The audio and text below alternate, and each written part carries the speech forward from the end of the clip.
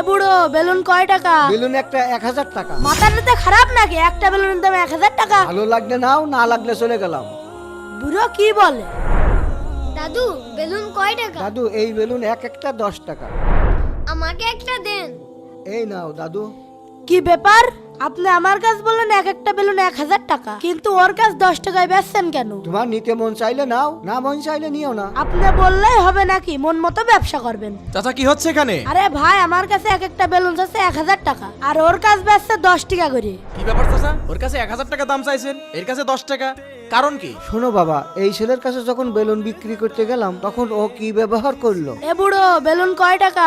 আর এই দাদুর কাছে যখন বেলুন বিক্রি করতে গেলাম ও কি ব্যবহার করলো। দাদু বেলুন কয় টাকা? শোনো, তুমি আমার সাথে যে আচরণটা করলে এই আচরণ তোমার বাড়ির লোকজনের সাথে করো। আমি তোমার গোলাম না, আর আমি ভিক্ষা করেও খাই না, আমি নিজে কর্ম করে খাই। দাদু কি ঠিক করেছে? কমেন্টে অবশ্যই জানাবেন।